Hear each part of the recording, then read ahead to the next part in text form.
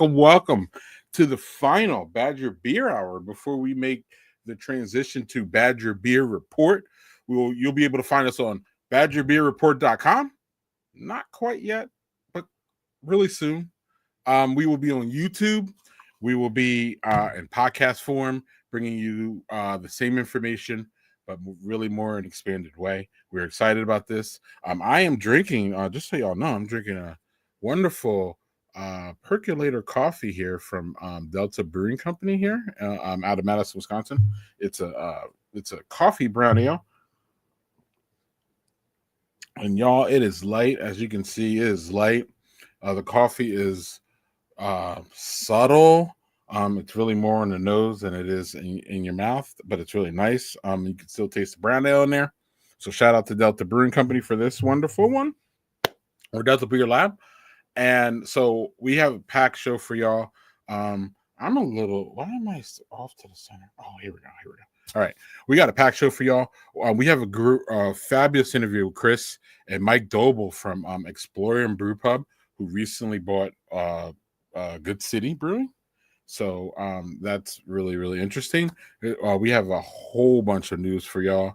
We have some events to talk to y'all about. And we also have to talk about Badger Beer Report, since this is the last Badger Beer Hour.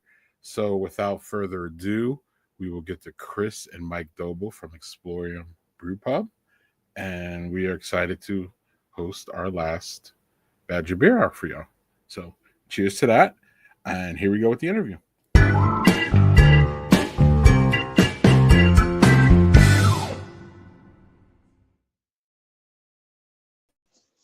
Hey, everybody. Welcome to our final interview as part of Badger Beer Hour.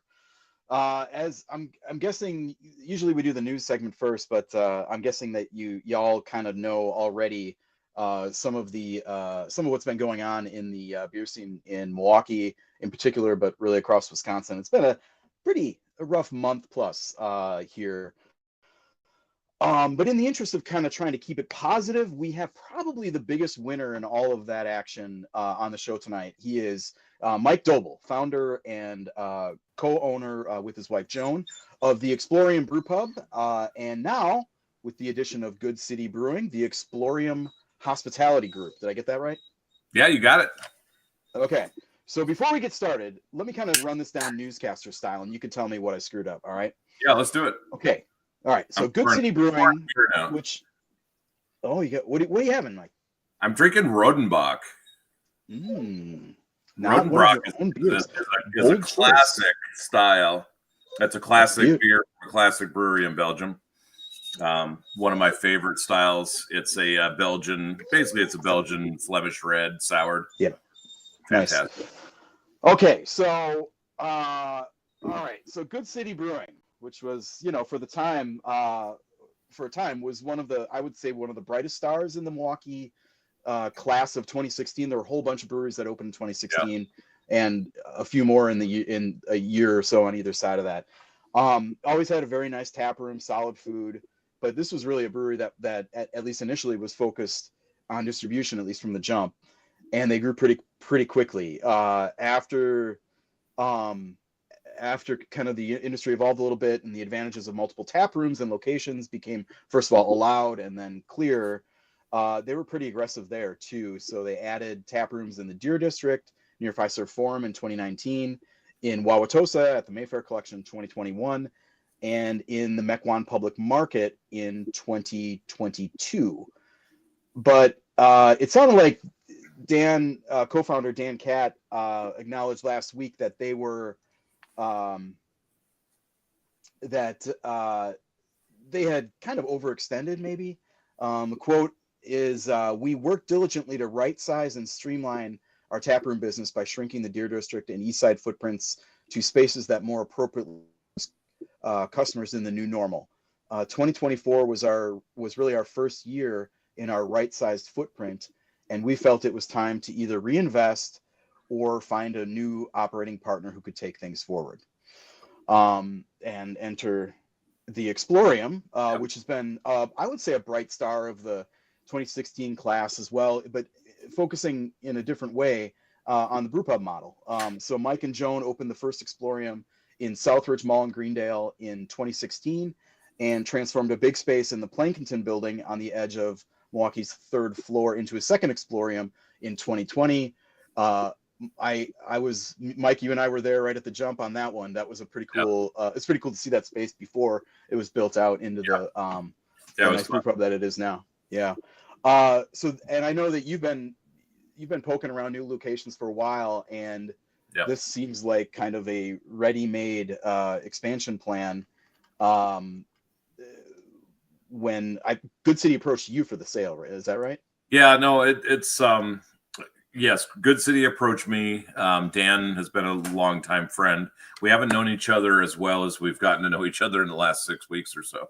But you know, I've always said, I mean, the St. Francis Brewery closed in 2019-ish. And, you know, we've always looked at that and thought about, you know, back and forth about whether that's a good idea or not.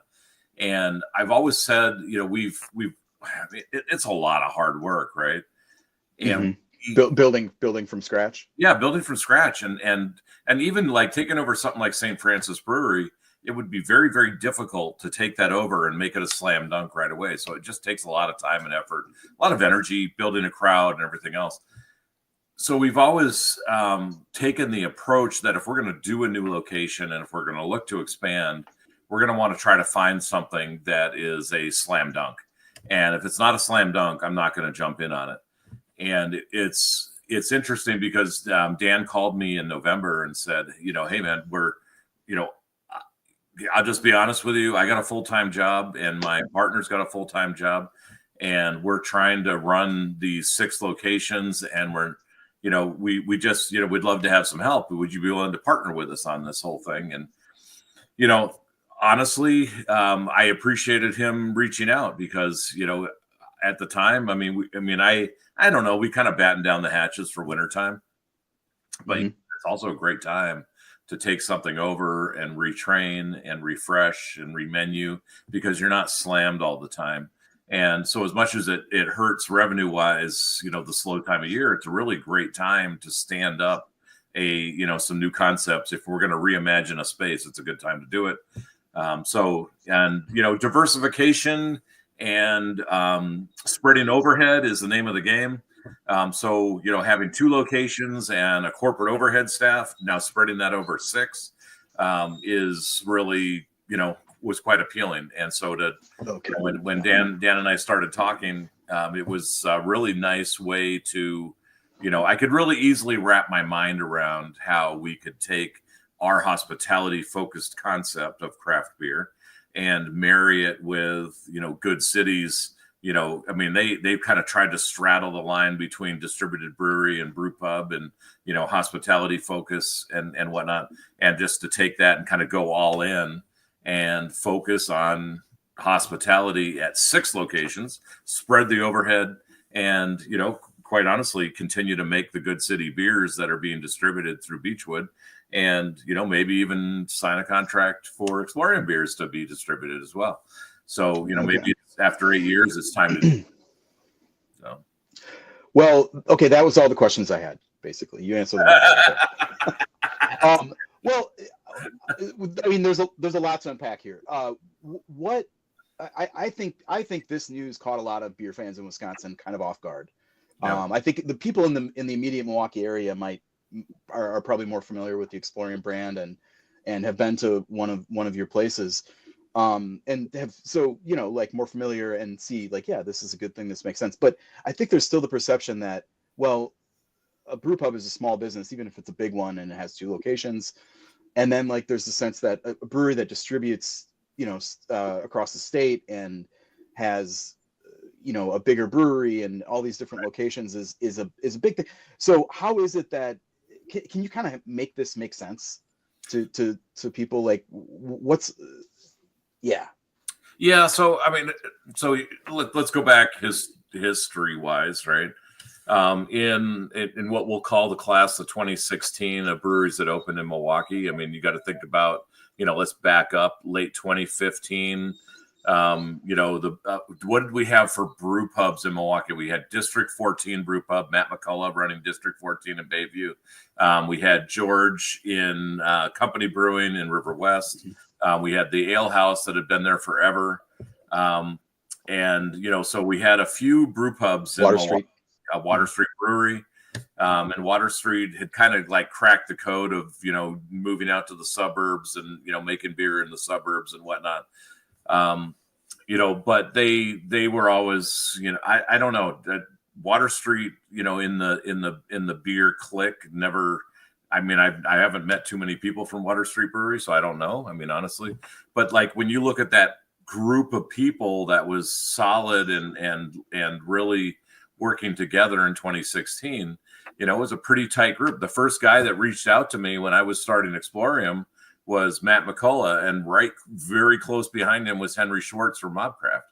And, Henry was very new to the Milwaukee area as well. Mike Brenner from Brenner Brewing wasn't too far behind those guys. And hey, man, it's good to have another guy coming into the, the brew scene and whatever. But that class was really, City Lights and Third Space and Good City and Explorium at the tail end of it. We didn't get open till January. So we were actually open in 2017. Okay. But it's a lot of great breweries. And now you fast forward 8 years later and you're trying to wrap your mind around how did, Explorium, this little brew pub that opened in a mall in Greendale. And, how does this end up taking over, a brand like Good City, which is, a great brand. Their branding's very polished and, great. They had a great restaurant to start with. But the reality is what happened, in my view, with Good City is they were a brewery when they started, not a brew pub. So a brewery has the opportunity to make, virtually unlimited quantities of beer and, self-distributed virtually unlimited quantities of beer and, and have a tap room that has beer and, you could sell food, whatever else, but you can't sell alcohol. You can't sell wine. So it's a brewery and it's a brewery tap room.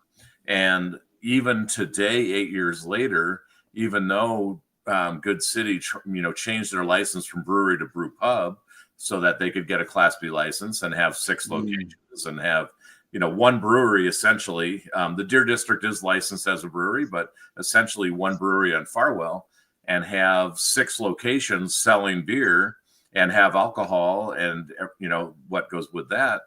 They had to change their license to a brew pub. So you have this, this brand that started as a brewery transfer to a brew pub and, doing cocktails and everything else. Well, in the end, it's a great brand and they did great things, but the program is not like what Explorium started. Like we started as a brew pub. And I think if you go back and read the articles, some of which you wrote, and listen to some of the interviews and some of the podcasts and whatever, I've always said that the future of craft beer is hospitality. And we need to be a hospitality brand first, but it's a given that we have to make amazing beer. If you don't make great beer, if your beer sucks, you're done. It doesn't matter what you call yourself, whether you're brewery, brew pub, biker brewery, craft brewery, whatever, if your beer sucks, you're not going to make it. So we've always focused first on hospitality, and that is, if I could boil it down to the simplest terms, to the normal person off the street who's not looking for a brewery, they walk in the front door and it seems like it's a cool local restaurant.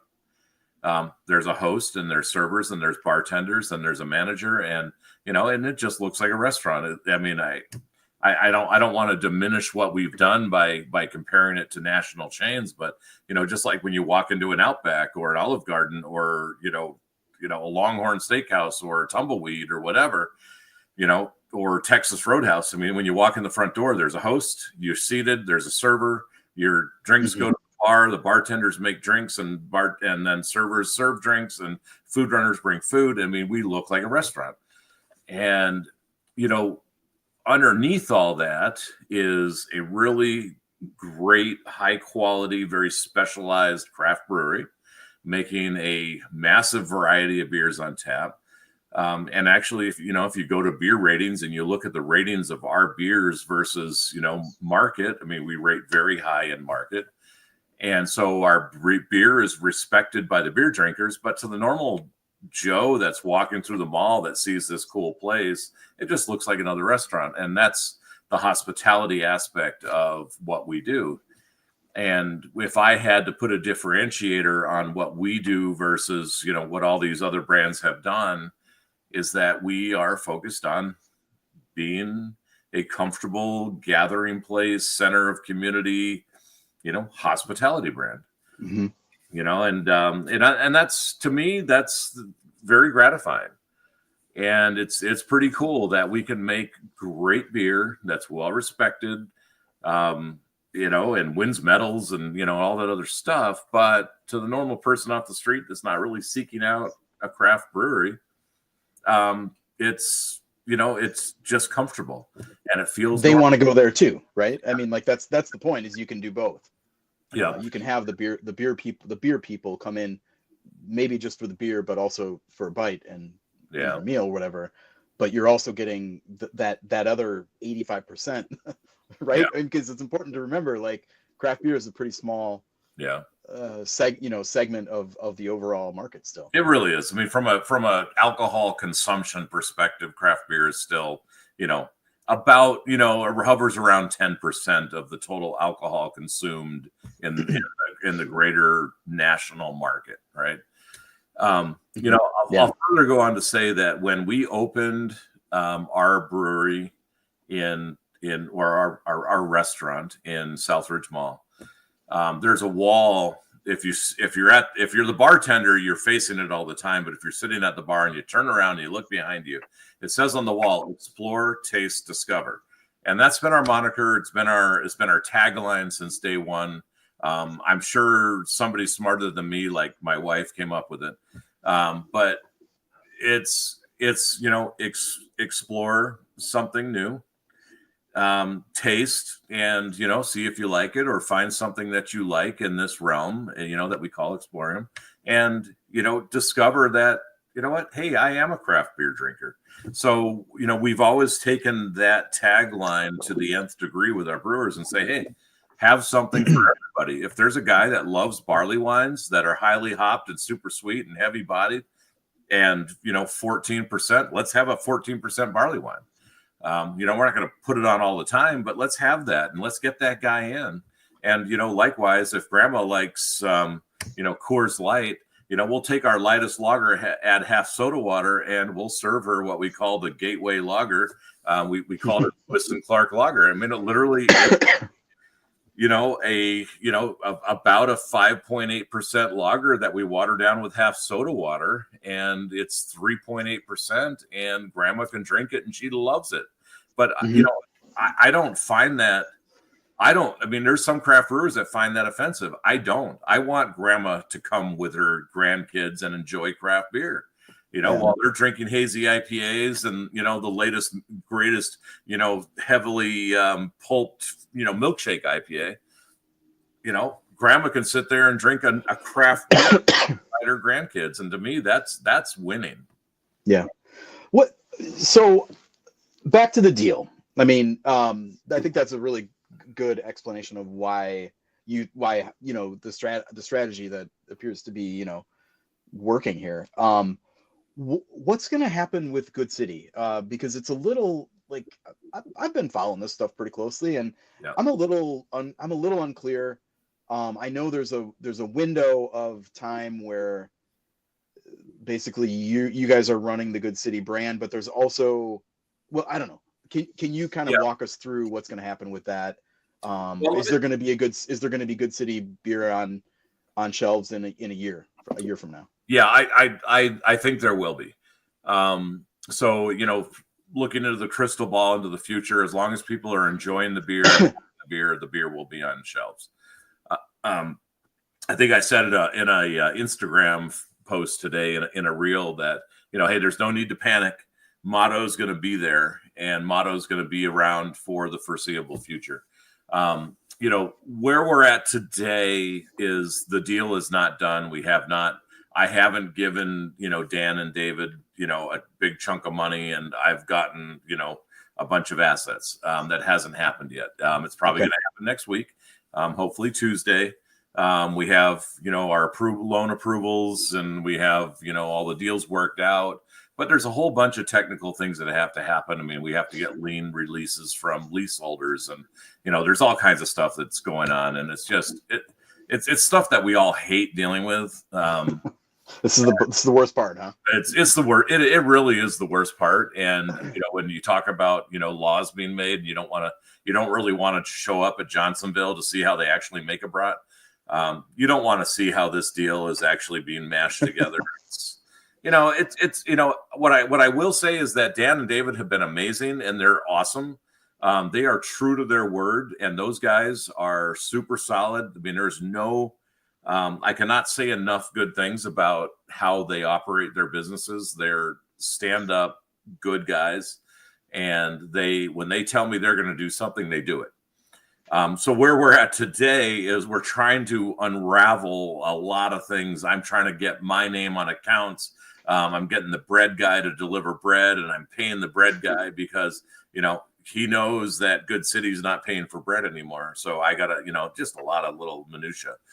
But we are still working through exactly what the use of the name Good City means. And the reality is I'm not buying the Good City name. I'm not buying the Good City brand. And I think, and respectfully, I think that Dan and David are doing, something, they're holding true to their passion, which is they're keeping their name. They're keeping their beer recipes, and they're keeping their intellectual property. And, I don't know, maybe in a retirement project or something, the two of them will resurrect it, and, more power to them. And I appreciate that. I mean, I appreciate the loyalty to what they've built and what it means to them. And that's awesome. That doesn't mean that we won't license the name and make those beers and still, make pallets of beer and ship it to Beechwood for that to go to the market. So that's probably what's going to happen. So, that's the long answer to your question. The short answer is there's 4 solid core Good City brands, like the Home Pills, the Motto APA, Spare Time. Those will continue to be produced. They'll be put in cans. They will go into distribution. You'll see them on the shelves. But you're also going to see alongside them, you're going to see a bunch of Explorium brands. And you're going to see in the beer coolers, the reach-in coolers at each of the retail locations that we now control, you're shortly going to see, Explorium beers right alongside the Good City beers. Mm-hmm. You might even see, Good City menu items. We're talking beer, but, menu items like curry fries. God bless the curry fries. I mean, the curry fries are very, but you might see one thing, and people are like, you got to ask them about the curry fries. Yeah, you might see the curry fries at an Explorium starting there you go. Okay. This week. So might this week. Okay.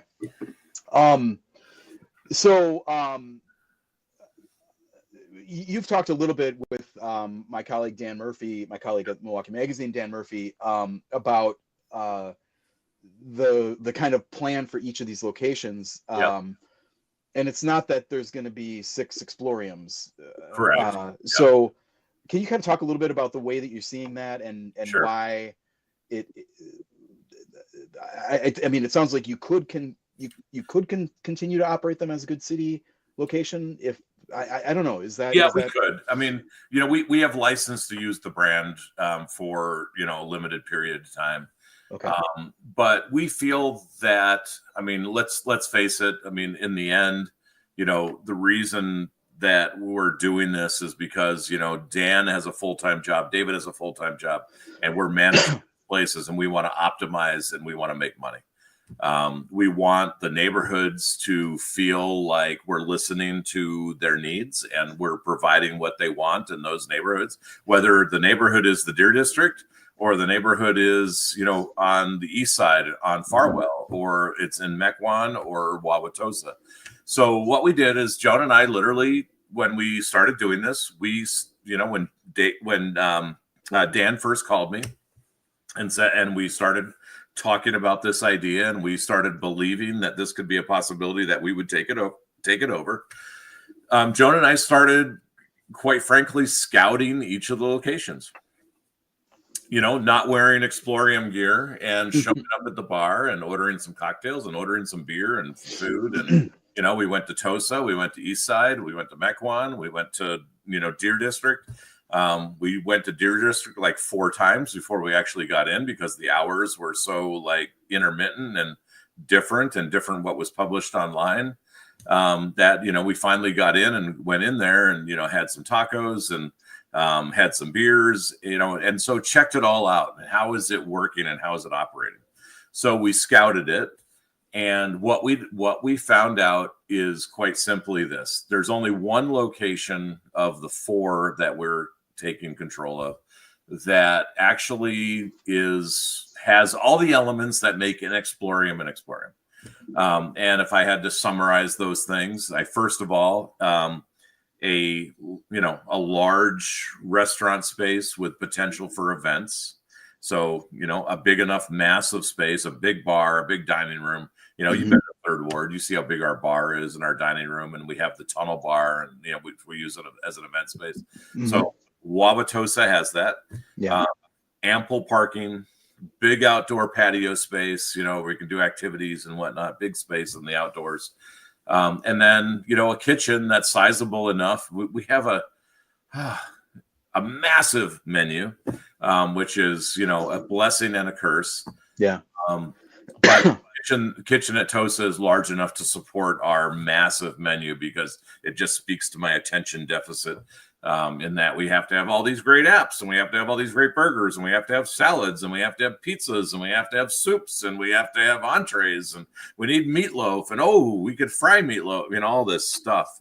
It's a big menu. But Tosa supports that. So in short order, the Wauwatosa location will get relicensed and rebranded as an Explorium Brewpub. Okay. So the Explorium Hospitality Group, and we did that very carefully by design, will consist of 3 Explorium Brewpubs, one of them in Tosa, one in Greendale, one in Third Ward. But the other 3 locations are probably going to carry some other branding. The Farwell location, of course, is going to be the center of brewery operations. I mean, that's going to be the hub of brewing. Andy Jones was a partner with Dan and David when, this all started, and he did build an amazing and efficient, when I say amazing, what that really translates to is a very efficient brewery for producing, lots of different beers in big quantities, packaging opportunities. So it's really a very nice, efficient brewery, which is something that we've struggled with a little bit. Our Southridge brewery is not very efficient. It's pretty behind the glass, and you see the brew house and you see 3 fermenters. You don't see the shit show that's downstairs in the basement. That is, another 16 serving tanks and another 8, 9 fermenters. And it's, it's clean and it's an amazing brewery and it's great. But oh my gosh, as far as efficiency goes, it's kind of a nightmare. I've had other brewers come through and marvel at the engineering feat that it took to fit this brewery in Southridge Mall. But been tough. But you contrast that to the Farwell, that's going to become the center of brewing ops. But it also has a nice kitchen, a comfortable, warm space. We kind of feel that the Farwell location lends itself to a little more upscale concept. Something that kind of harkens back to the original days of Good City when they, had pork belly confit on the menu and curry fries and some amazing other small plate dishes. So I think we're going to lean into more. I actually met Guy Davies yesterday, and we were talking, and Guy was the original chef that created the menu for Good City. Yeah. Okay. Yeah. And I said, hey man, I said, you were probably about 8 years ahead of your time. I said, because you had this great menu and this really nice high-end space with a craft brewery. And then craft beer became this craze, and all these craft beer people came in. I want burgers and I want fries and this and this and this. And your kind of high-end menu kind of went to the wayside while we tried to satisfy this need for, kind of what we'll call the, kind of the craft beer crowd. that, just wanted, quick eats and, we're going to take a bite and we're going to go to the next brewery. Mhm. And, it's kind of a shame, but I think that since craft beer has calmed down a bit, I don't think it's going away by any means, but it's calmed down a bit, and you don't have this fervor for the next new beer on tap, and we're having a release party, and we're doing this and this. We don't do release parties anymore. I think it's kind of time to really take what Guy did 8 years ago and kind of reinsert it and elevate a little bit. Great craft cocktails, great bourbon selection, great tequila selection, a fine wine list. And of course, the center of attention will still be our craft beer, very well made and very diverse tap list. But, to go along with some small plates and quieter, dimmer light, less brewery tap room, more fine dining kind of thing. I think the neighborhood's ready for it.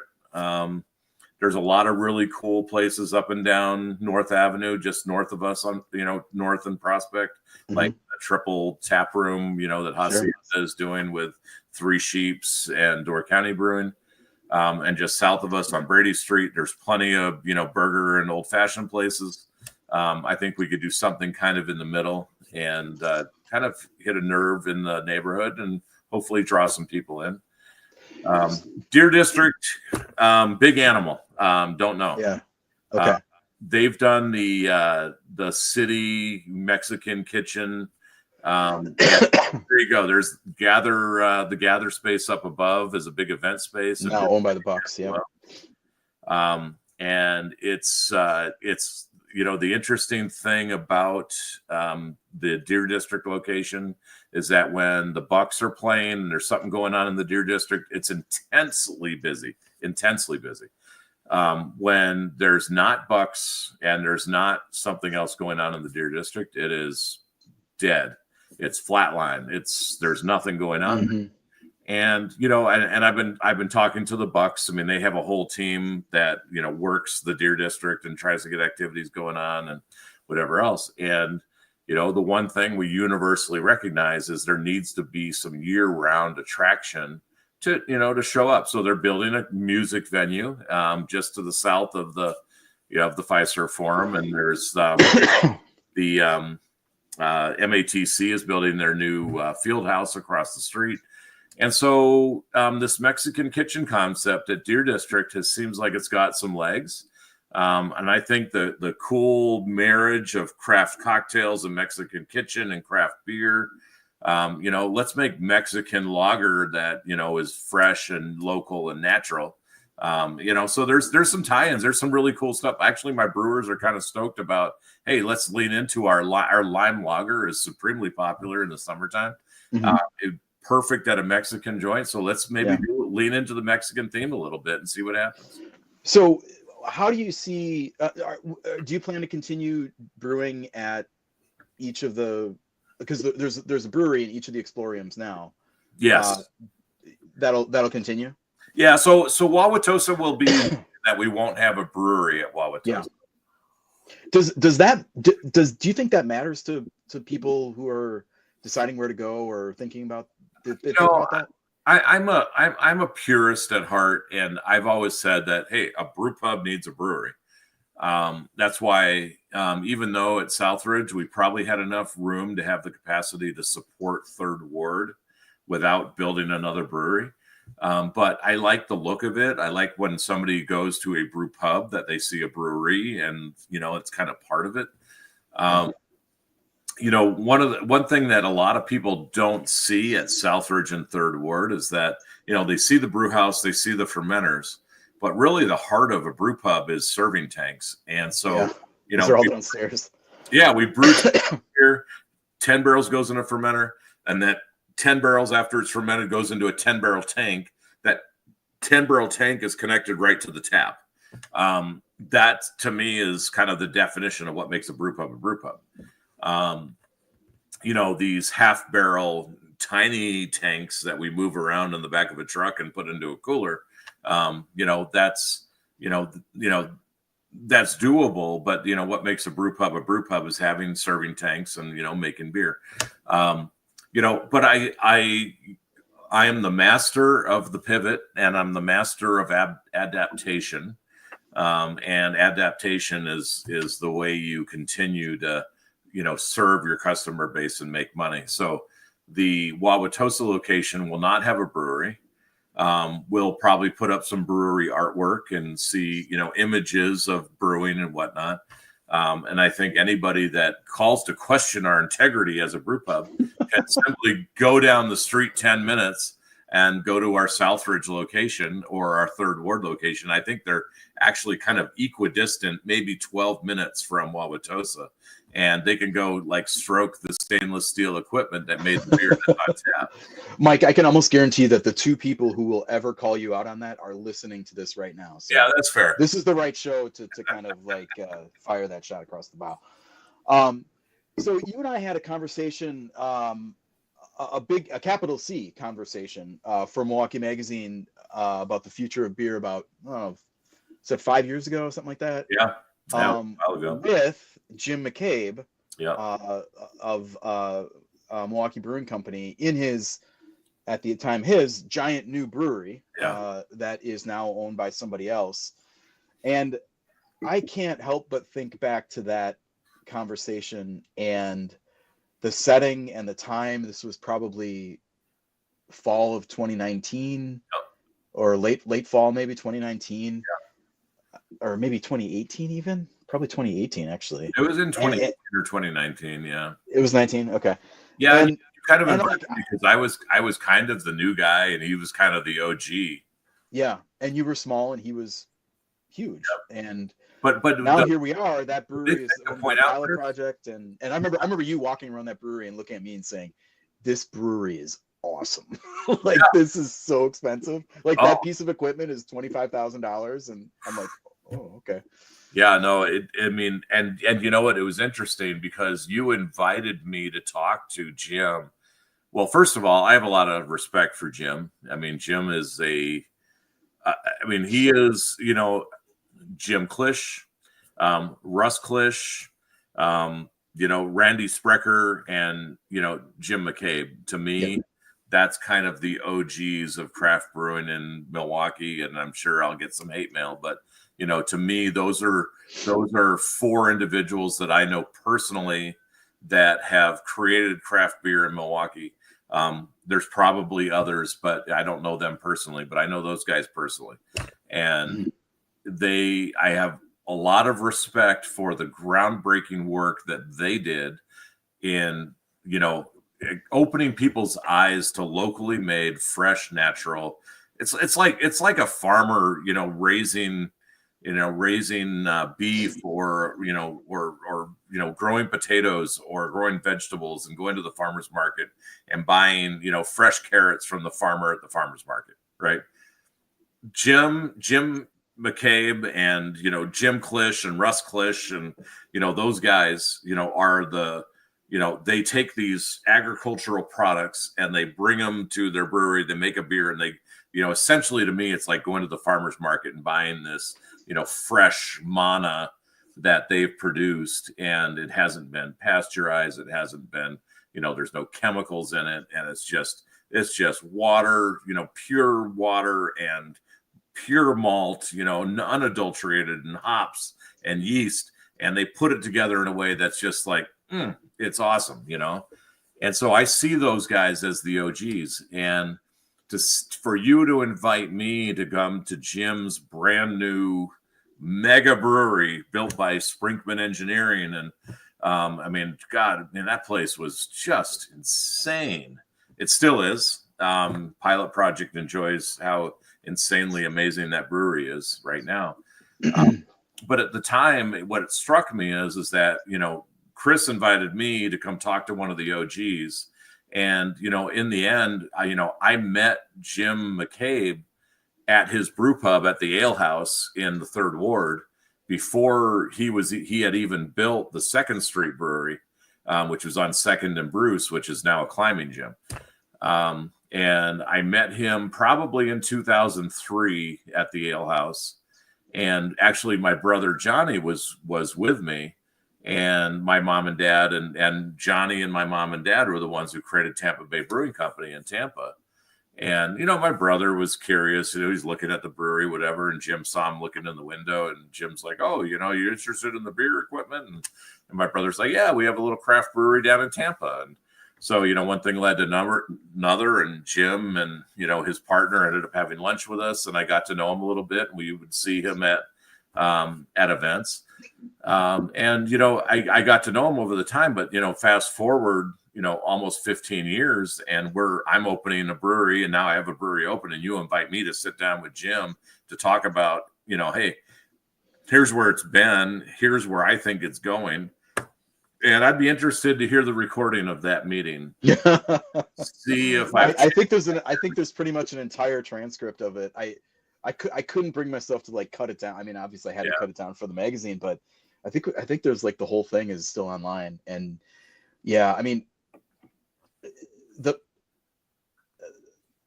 the dichotomy of David and I mean, it's hard to call any craft brewer Goliath, but like, I mean, the contrast was really stark in that moment where, we're in this enormous, beautiful brewery with this fancy restaurant right next door, and my favorite feature is the living wall on the back. Living wall. It's living on. That's the one thing that made it. So, well, I have a shit ton of news to get to, Mike.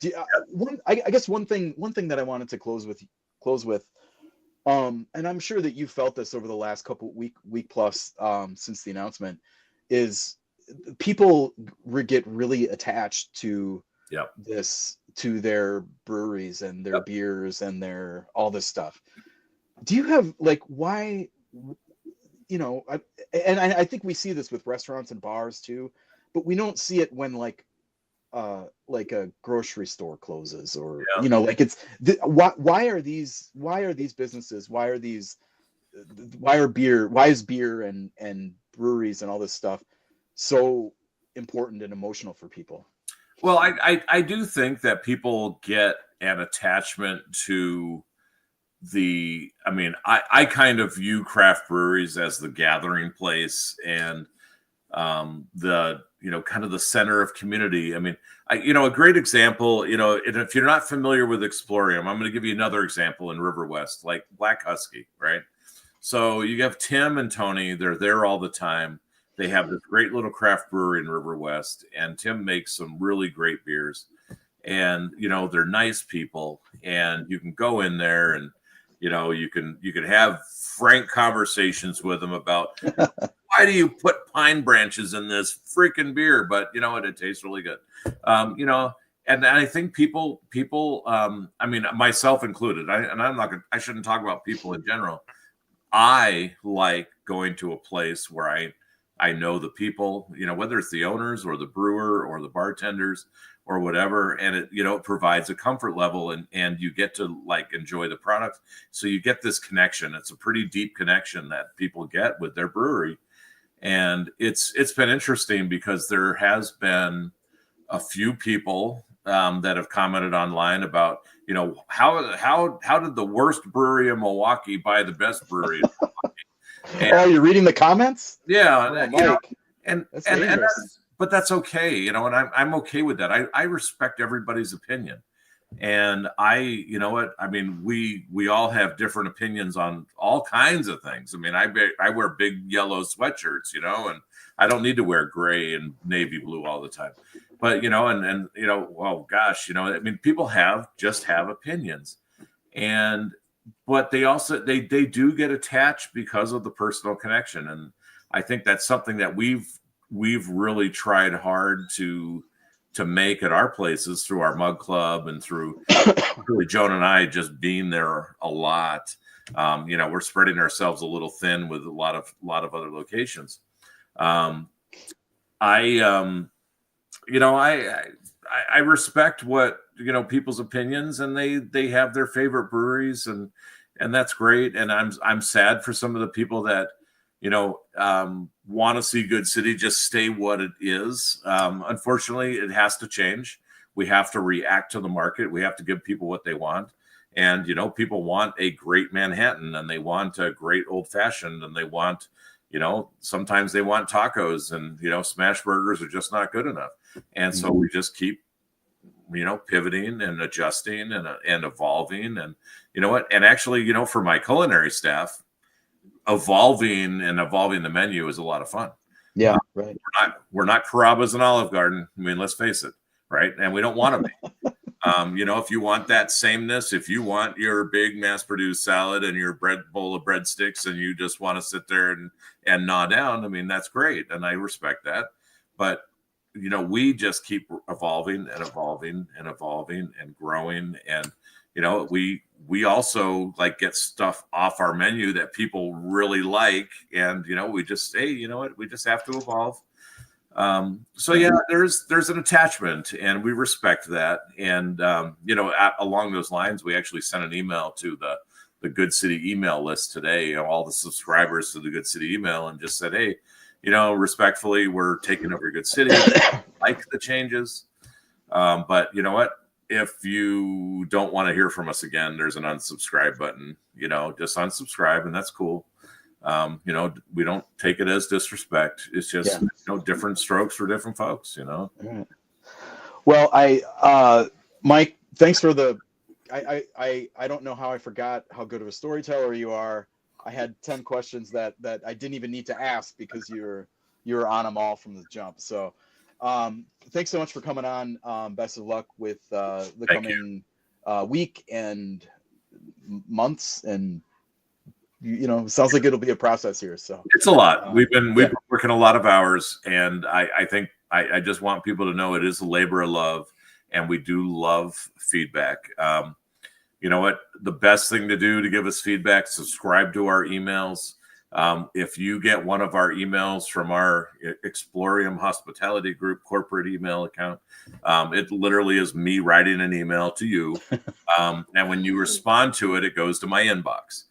So just, tell me what you think, and, tell us how we can adjust to, satisfy. We're not going to take every suggestion we get, because some of them are pretty stupid. But you know what? I mean, sometimes I get customers that point out something that like, wow, that should have been obvious. And, we make adjustments, and we talk to our staff, and, we, in the end, we treat everybody with kindness and respect, and we want them to do the same to us. And, we'll keep living together, and, and having a good time and sharing a beer. So cheers, man. Thanks for having me. Awesome. I hope to see you soon over an actual pint. And absolutely. Yeah. We'll have to get Pete together with us too. There you go. All right. Thanks so much, Mike. Take care. Cheers, man. Thanks. Thanks for joining us.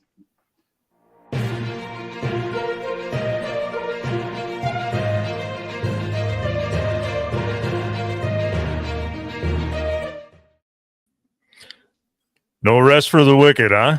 No, I'm really glad that he talked as much as he did in that interview, because I have got a lot of news. This is going to be the people who hate hearing Droz talk are gonna. You might as well just switch it off right now. The last episode is all Droz all the time. No, we'll clear the deck soon, but we got a lot to talk about. We do. Unfortunately, I mean, we just listened, to Mike talk about taking over another brewery so that we don't have another brewery close. Yeah. But really, the latest news has been brewery closings. It's been pretty bad. Yeah. We the first actual closure in this kind of like most recent run was, and a lot of this is centered on Milwaukee. I don't know if there's a reason for that or what, but the one that kind of started this big stupid run of news was Mobcraft, which closed on November 30th. Yep. No news on the future of that space so far at their closing party. And he said it's not really up to him. It's not up to him. Whoever buys it will be buying it from the bank, and that's that. So that's kind of how these things work. And it's also one of the reasons why all this stuff is clustered around January 1st. This is how banks think, is we're going to have a deadline, and January 1st is a pretty obvious one. January and February, we've talked about this a lot on the show, are really difficult months for breweries. So, if a business is underwater coming into those months, there's very little chance that they are going to get their head above that water by the time things kind of start picking up again in March and April. So that's kind of I don't know if that is a direct factor in any of this, but it seems like that's some interesting, I think that's some context to kind Sure, of sure. put around all this. All right, so we've got Enlightened Brewing in Milwaukee in Bayview that held its last service on Sunday. This one sucks. They all suck, but this one's really hard. We had Sure. co-founders James Larson and Tommy Vandervoort on as our interview on July, not that long ago. Yeah. It's tough, I really try to stay away from trying to discern true character with beer people that I know through this way, but man, these sure seem like good guys running a good brewery. They opened Enlightened in 2013 in the second floor space on the Lincoln Warehouse in Bayview. That has continued to host breweries since then. First it was Eagle Park, and then it was Component, and now it's Torzala in that space. And then they moved. Then Enlightened moved to a first floor space in the same building.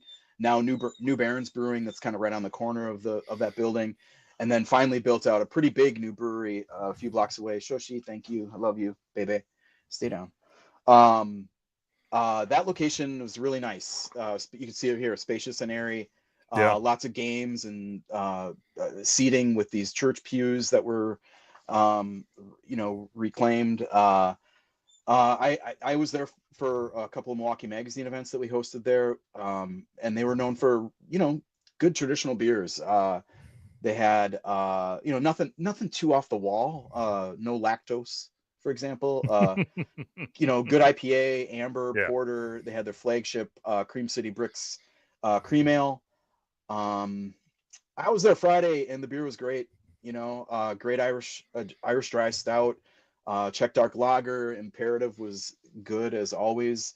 Very and nice. Tommy was there, and considering the context, using good spirits, kids running all around, is it's got to be pretty overwhelming to see all of these friends that you've made, memories, people you've created memories with over the last many years, kind of coming to pay their respects. We're gonna miss all these breweries in different ways, but this one was a really tough one to lose Enlightened. So there's that. And then right around the same time last weekend, City Lights Brewing, also in Milwaukee. This one's in the Menominee Valley, also closed. City Lights had announced this spring that they would halt. They wouldn't be sending beer to distributors anymore, and they were kind of seeking options for retooling the brewery to continue floating NA beer production, maybe a pivot that I don't know, kind of never made sense to me. But on January 1st, they said in an Instagram post that they'd be closing after the weekend. City Lights was kind of at the tail end of the big brewery boom in Milwaukee that we talked about. They opened in 2017 in a gorgeous, just a beautiful, restored former gasworks building down in the valley, just several blocks west of Third Space Brewing. It was a really nice tap room, good outdoor space, but it was a pretty big brew house, and it was geared toward production and distribution. They scored a huge win in 2019. They took home a GABF silver medal for hazy IPA, and that was just the first year that the style was ever in a GABF contest, and they finished second in the country out of 380 some entries. A lot of these categories are 50 entries or something like that. So it's it's not like it's not an honor, but to beat 380 plus breweries in the hottest style in the country at the time is a really nice feather in their cap. But despite that success, hazy IPA was beer that I always liked and was really good. And their Mexican lager was really good too, but the brand never really caught on. In a post on Reddit after the closing was announced, a former brewer for City Lights laid out a pretty depressing series of kind of quality and process lapses that pointed to, I think, probably more of a decline. A brewery that had been kind of running out of money and was cutting corners to try to stay afloat. And this is now the second failed brewery for the Ghostman family.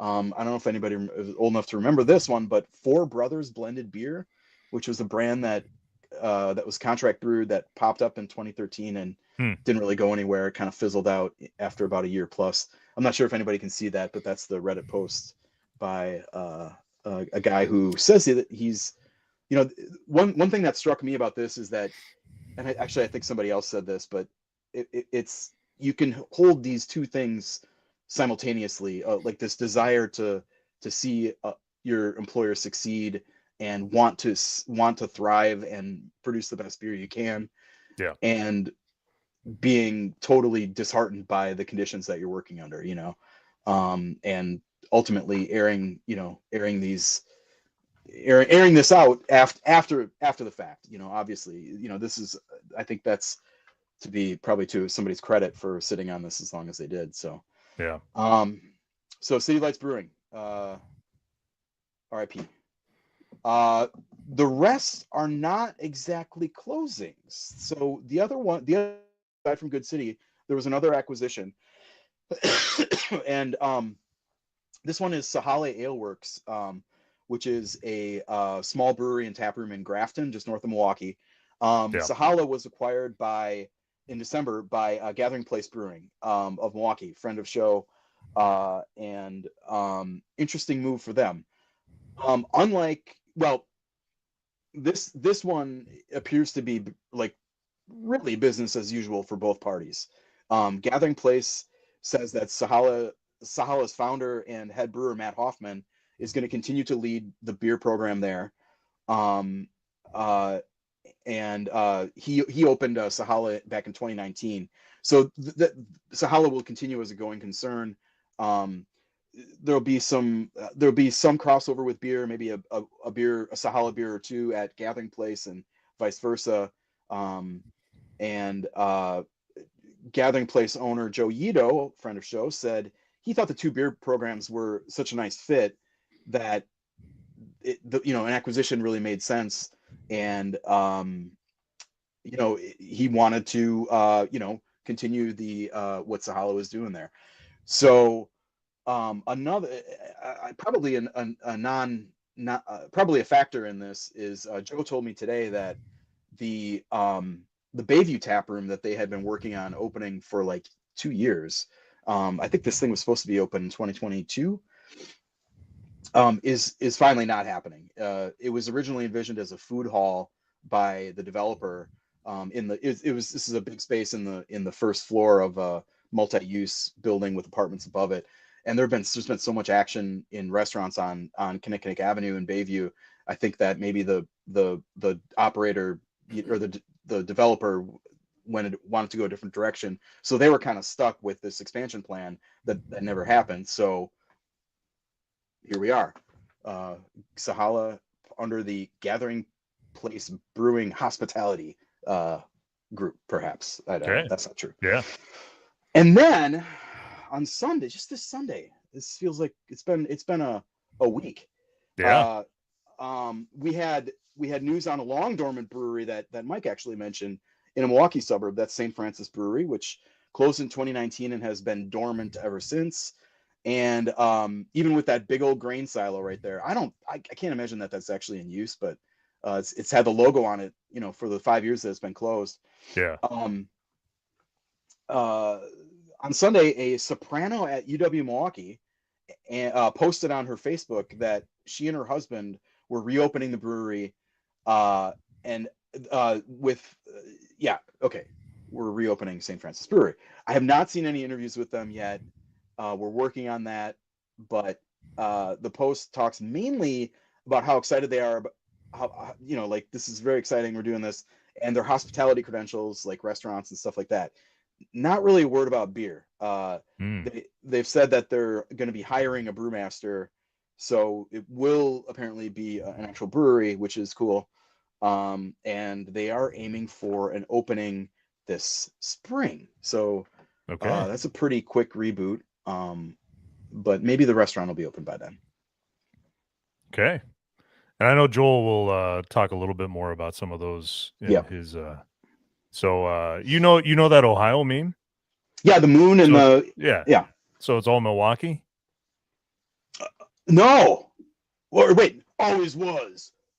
Right? That's how it goes. No, not on Milwaukee. We got a couple No. other ones around the state a little bit. Well, yeah, So yeah. Omnibulous Brewing up in Ambibulous. Ombibulous. Ambibulous.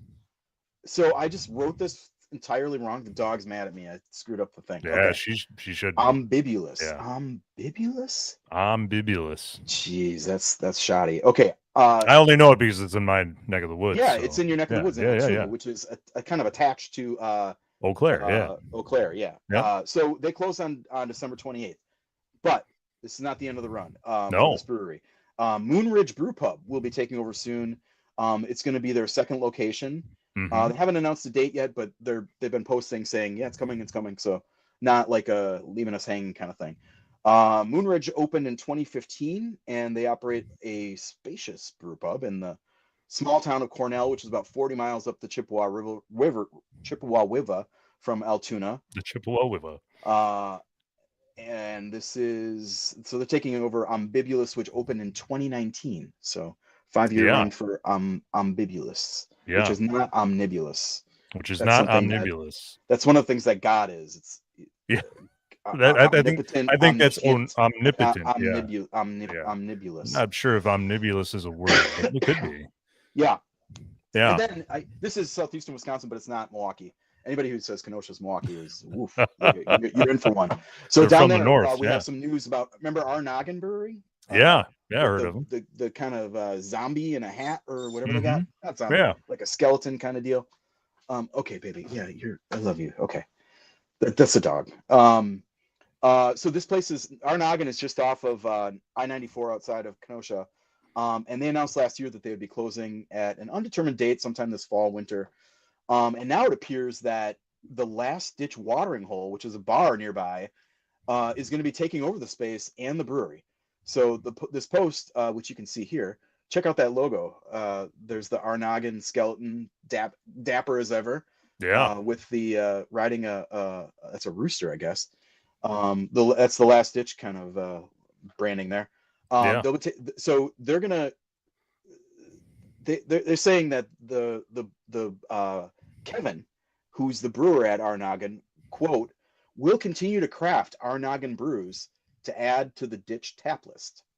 So while the setup is and branding itself is a little unclear to me, at least, it does appear that this will remain a brewery, and it does appear that some Arnoggin beers at least will continue to be made by the Last Ditch folks. So that's cool.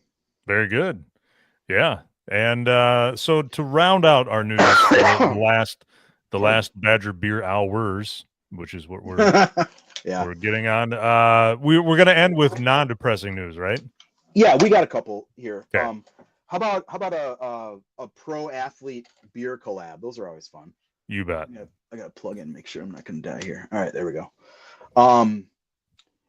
This would be Broken Bat Brewing, easy for me to say, of Milwaukee, with and they're making a beer called Green Light, which is a cream ale that is the signature beer of that fella right there. That's Milwaukee Bucks star AJ Green, Giannis, Dame, AJ Green. He's the third of the big three, right? Sure. No, but he's been a pretty valuable role player this season, and the Green Light is an allusion to his sharpshooting prowess. This little collab launches January 16th at the brewery in Milwaukee's 3rd Ward, and you can meet AJ right there. I don't know if he's going to be wearing his backpack, but he'll be at the brewery to greet folks, and you can have a Green Light with Mr. Green Light himself. And then this is a very late breaking addition to the news here, but we've got a brewery launch. Can you believe it? Wow! And this is kind of an interesting one. It's kind of a Wisconsin brewery, kind of not. It's an NA brand called Mash Gang, and it's based in the UK, but they have been producing at Pilot Project in Milwaukee for at least 6 months, I think. When Greg and I went to Pilot Project Fest back in, when was that, Greg? Like September? I think it was in September. They were pouring, and I had a few of these NA beers, and that was interesting. They're launching with 4 brands. Are these the 4? They've got Chug, which is a juicy IPA, non-alcoholic. Once again, Mm-hmm. they've got Glug, which is a classic cerveza, which I'm taking to mean a Mexican lager. They've got Journey Juice, a mango IPA, and they've got Lesser Evil, which is a limited edition chocolate cherry stout. So you can, just in time, maybe, for dry January, you can check out a new Wisconsin-made NA line called Mash Gang. Okay. And I think that is Badger Beer Hour news for January and December, kind of. Greg, what's up? What are you doing here? No. That's not it? There's Joel. You forgot Joel. I don't forget Joel. I always think of him as his own segment. Yeah, and I think you said that same line, like I know. We need to. and I get like I don't have my Badger Beer travels this month, so that's that's part of it. But that's right. You guys can kind of just stay up for this too, though, because normally I do the Badger Beer Brewery report, and Greg and I kind of talked about instead of just doing the normal thing, we were going to kind of do an annual review to kind of look back on this past year and see how things have kind of shook out in the grand scheme of things. So just a kind of reminder of folks for things that we saw opening up this past year. If you are looking at a lot of those names, you will notice that a majority of them are for secondary and additional locations, some brewing, some just tap rooms. But that has seemingly been the trend here in 2024. Well, now, coming into 2025. I do want to highlight for sure, though, the North Pillar opening out in Waukesha. I was blown away with my first visit right after I visited. I think it was like 2 weeks after they opened, just making phenomenal stuff. I've talked with them at a couple different festivals. I'm actually looking at doing a book event out there at some point, maybe this spring. They make just great beer.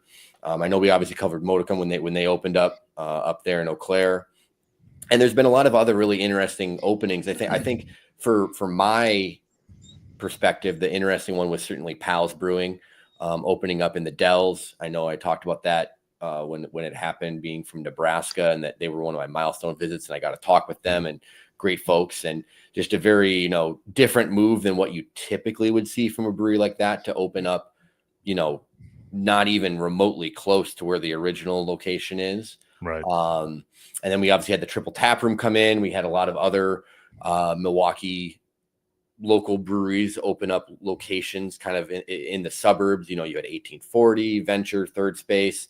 You had Eagle Park opening up the MKE Tap Room. So a lot of movement with all those kind of things. And I don't know if were there any highlights for you guys seeing.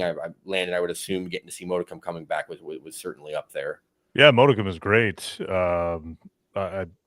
Essentially, everybody thought that they were dead, done, never coming back, and then it just seemed to all happen like right out of the blue. So it's been great. They've been busy. It seems like a cool location too for them too there. Yeah, it's a little smaller than their previous location, but I think it's just as popular as it was before. Yeah. So business just as good as ever, I think. Yeah. Well, and we'll see, like I said, here in 2025, if we see similar, obviously we already kind of are, we just talked to Mike, with Explorium, and some of these other, acquisitions. And I think that is continuing to be a trend. The breweries that are having success being able to expand, and the breweries that aren't are shutting doors. And Greg, you popped in here. Did you have anything that was a highlight for you? Yeah. So Lone Girl opened up a new space here, and the pizza's pretty good there. I can Lone Girl beers are there, and the pizza's pretty good. I can confirm there. I dipped into Minocqua Brewing. It's a decent space there on East Washington, right next to Trixie's. And I was impressed by North Pillar, like you said, Joel. We had their beers at the Pilot Project Fest. And I'd like to hear what Landon has to say about I'm pretty sure Landon dipped into Bloomer, right, Landon? And do you know anything about Half Fast? Yeah, that's the other one. Yeah, that's the other new one for people that may not know. That was the other truly fully new. Yeah, like as far as as far as like new breweries, period, it's just like North Pillar and Half Fast, right? Really, yeah. Yeah. Yeah, Bloomer's the second location. They don't actually brew. It's downtown here in Eau Claire. They share a combined space with a coffee shop. So the coffee shop runs in half of it during the day, and then they shut down, and the brewery opens, or I should say the tap room opens at night. They kind of went with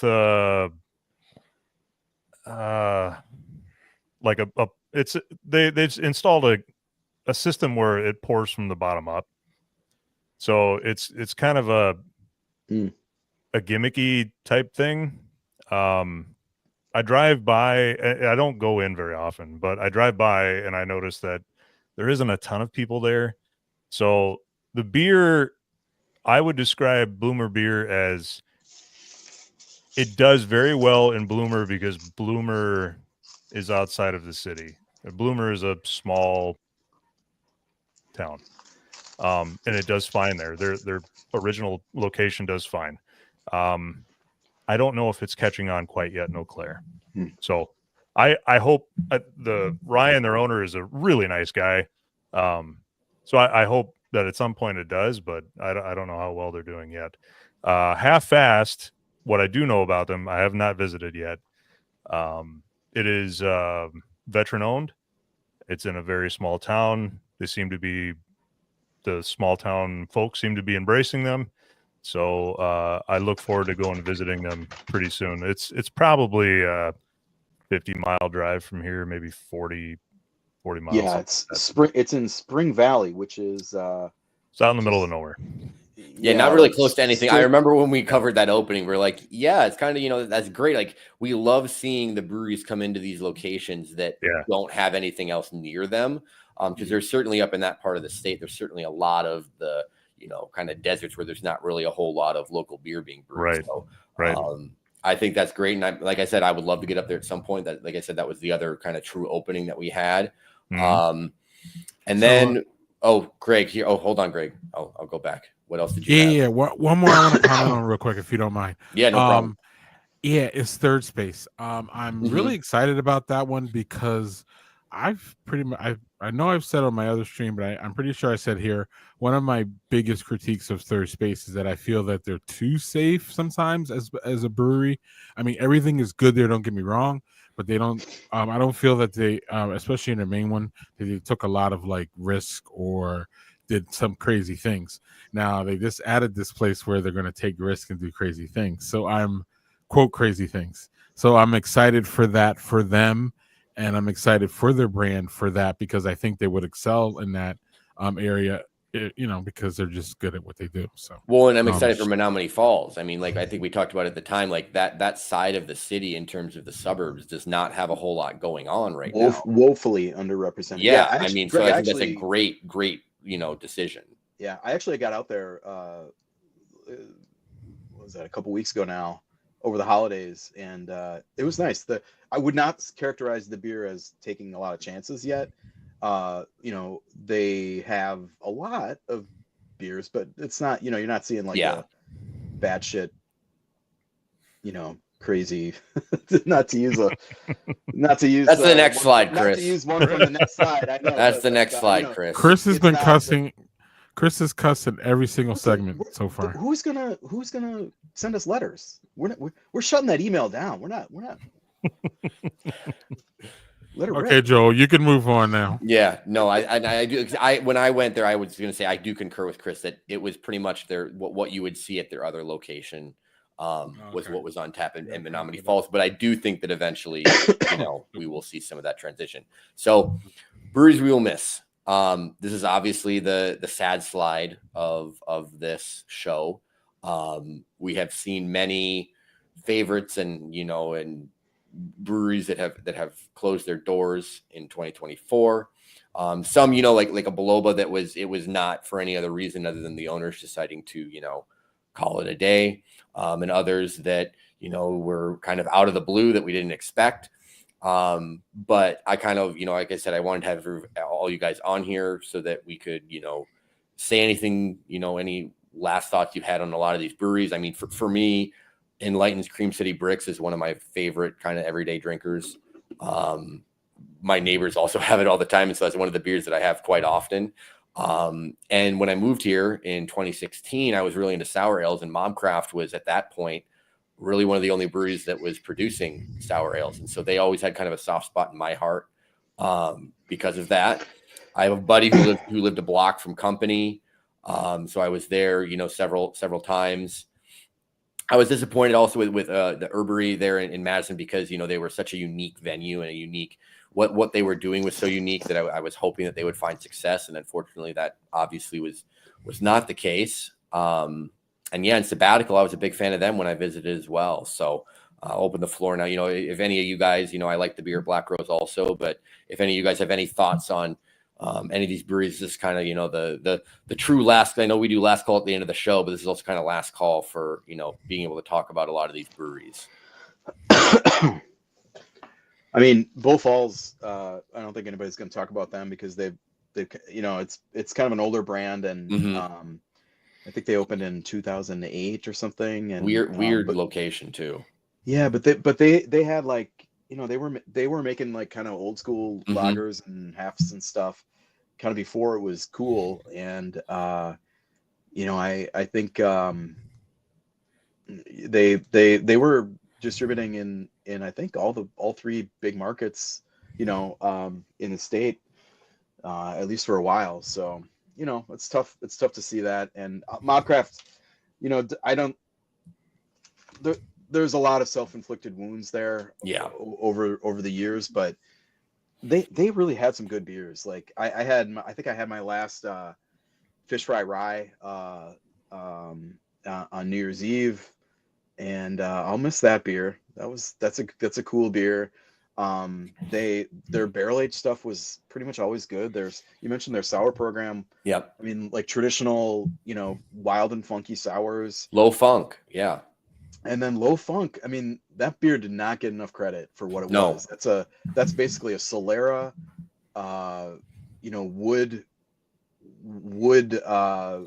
wild fermented, golden ale, super light, crushable, little bit of funk. That was the beer that I got all the time. I mean, and then they just kind of propagated it within this. I mean, what a cool idea. It's the kind of beer that I think is why we love craft breweries, like this true innovation and different ideas and trying something. And not just that, but like, it was good. Like that was a great golf course beer.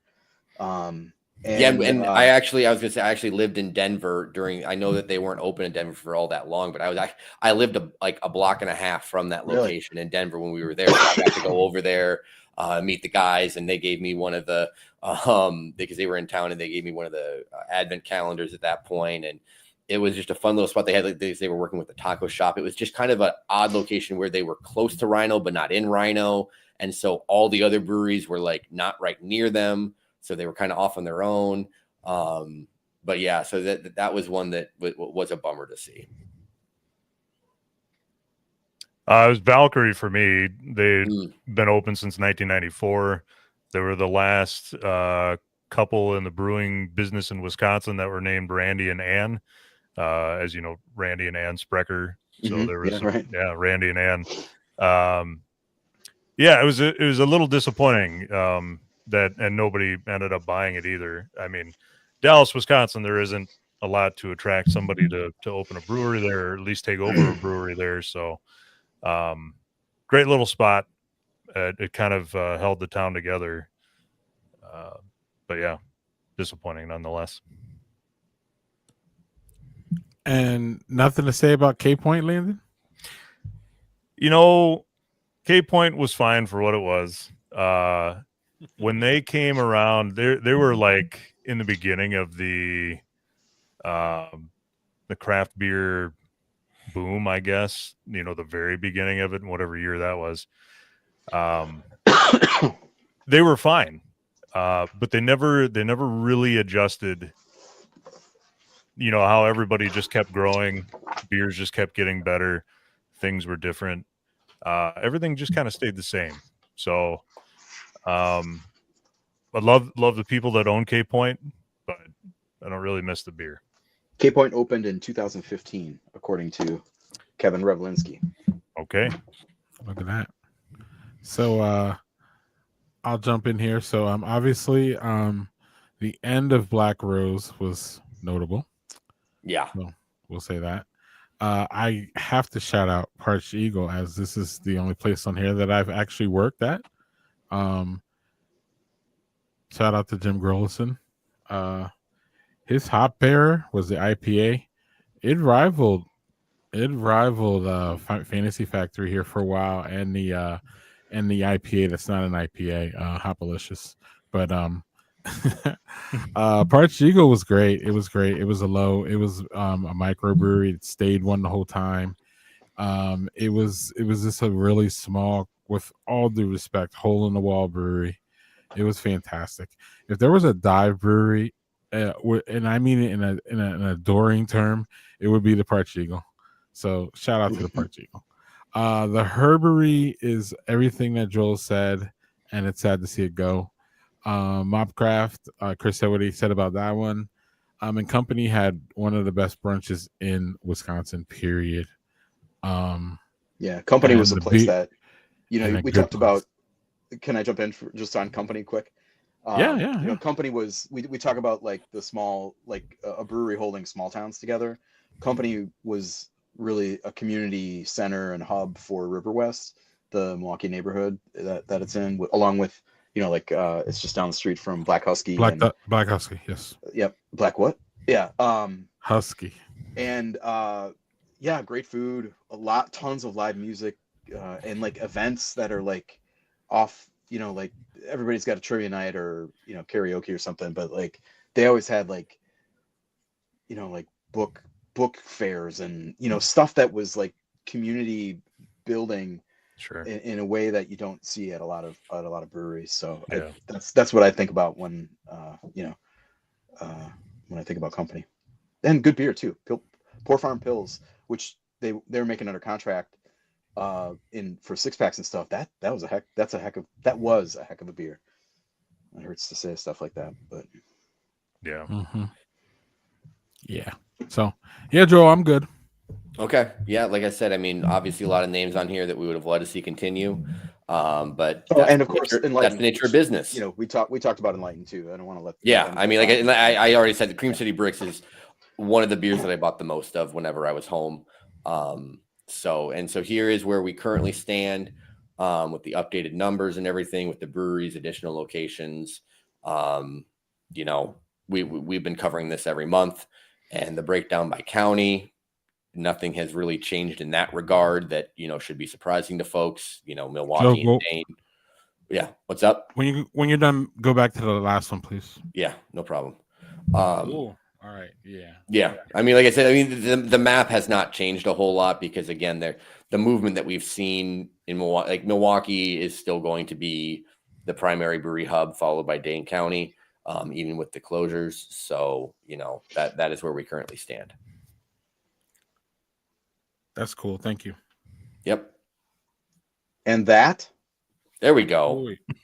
Is it? Oh, wait, is it? Can't even really do it anymore. I don't know. I already did it. Okay. Yeah, just cut us off, Greg.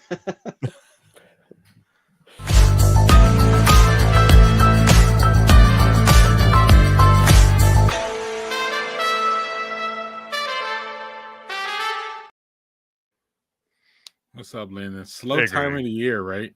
Slow time. It is. You would think it eventually, people in Wisconsin would just embrace the fact that it's going to be cold and snowy or not. I mean, depending on where you are in the state, you may not even have any snow on the ground. It is cold, but people want to be inside, music or something, Right, but the stats show that it's not stopping our drinking, so we're drinking somewhere. It's just at home. Right. That must be. Well, y'all should jump out or something, y'all. Something. This is the first one that Landon has. Oh, this is a lead up to an event here. Yeah. So Friday, January 17th, 5 to close. They're doing a beer and cheese eve. at Forward Craft and Coffee. So they're featuring Venture Brew Co., Fair State, which happens to be out of this Minneapolis, Copper State, Earth Rider, which is out of Superior, Ope, and Sketchbook. So you can do a meet and greet with the brewers, owners, and reps, swag giveaways, special beer, and cheese dip release. Yeah. Okay. So that's the night before this crazy looking event. Yeah. I haven't figured out. I tried to dig into this a little bit to figure out what the deal is with the aliens. But I don't know. Beer, Cheese, and Beyond Fest. Those of us that live in Wisconsin embrace beer and cheese, and if you don't, you get accosted. I don't. So this is apparently the 15th annual Beer, Cheese, and Beyond Fest. I've never gone, never heard of it until this year. But yeah, so they're going to have all sorts of beer, all sorts of cheese, wine, seltzers, NA options, all the good stuff. So Saturday, January 18th, join them to go where no fest has gone before. It's the Beer and Cheese Fest, but it's a good one. Y'all hit it up. It looks like it's going to be super duper weird, so that's good. Hey, weird's great. Weird Embrace the weird. Embrace the weird. Yeah. So next we have, I think, what is this one? So I love when little towns do their thing and actually advertise it. You can tell this is like a little town, a little event, and I love it. Mayville, of course, the Rotary Club is having their Rock River Beer Fest on January 25th. They're going to have live entertainment. What is that? Something that's live, and it's going to be entertaining. Free food from local vendors, and of course, delicious beers. Admission starts at 2, and the event lasts until 6, so you can get home and put your teeth in the glass by 7 o'clock.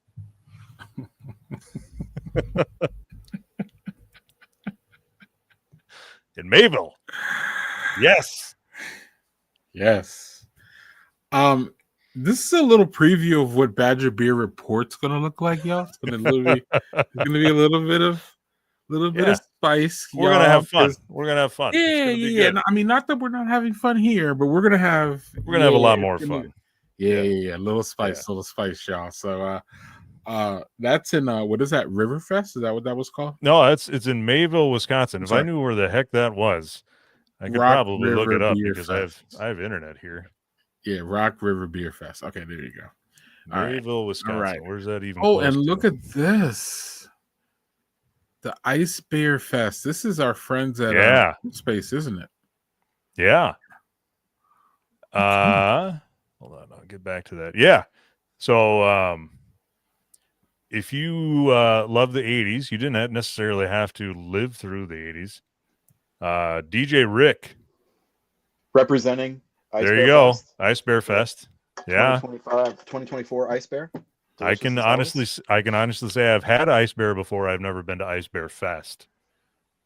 DJ Rick. Everybody knows DJ Rick. He's spinning all the best 80s hits from 12 to 5. Mixtape, the ultimate 80s cover band, will rock the stage from 5 to 7. 80s ski costume contest, an unofficial dance contest. Dressed in your best retro ski gear. Good luck finding that stuff. You have to pay extra for that stuff these days. They'll have food trucks, and tacos and tots, shot skis and hot toddies, all the good stuff. Ice Bear Fest, January 25th.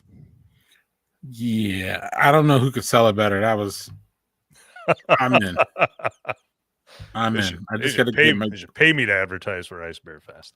Right. Right. They should just send you Ice Bear instead of sending it to Chris. I'd take some Ice Bear, sure. Instead of sending it to Chris. What, Chris? What? I buy beer. Like, this is just whatever. Anyway, whatever. Yeah. So whatever, man. So we got the Manitowoc.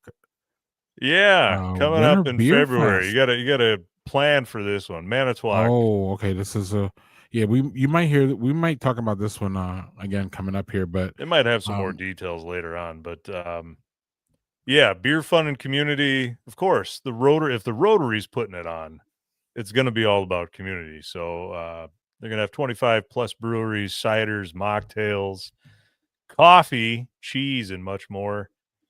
All of the proceeds from that will go to local nonprofits. Yes, sir.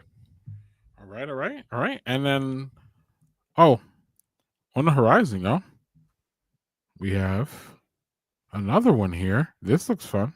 What's this one, Landon? I don't know. I didn't put that one in there. Oh, look at that. The lovely production value here. Yeah. So but as we all know, going into spring, things start warming up. Events start happening more often.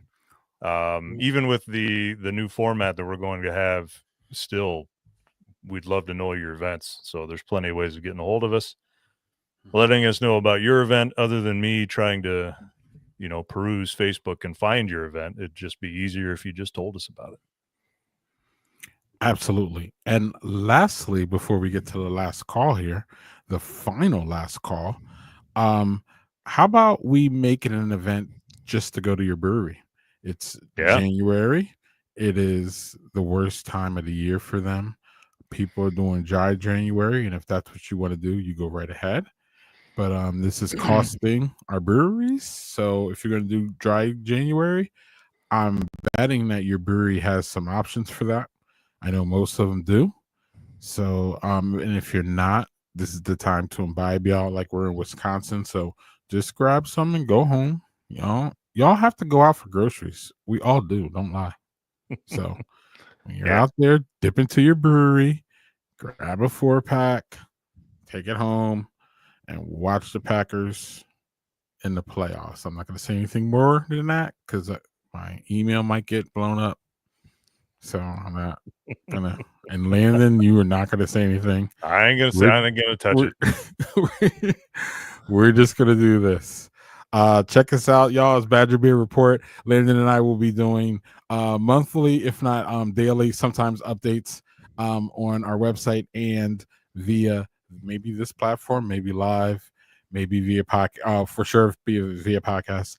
And we'll see you on the last call right here.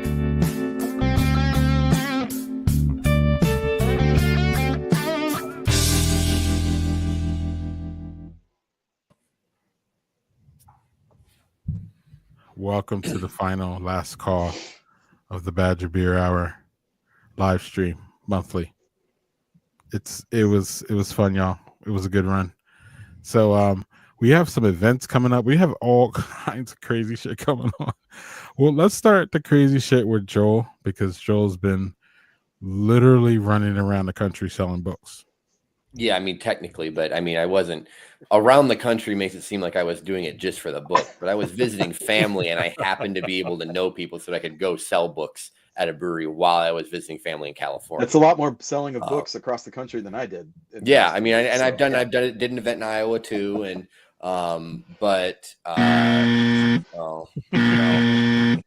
do want it. Well, I'll start off with first though here, thanking Chris for being there for the book kickoff on January 17th at Lakefront.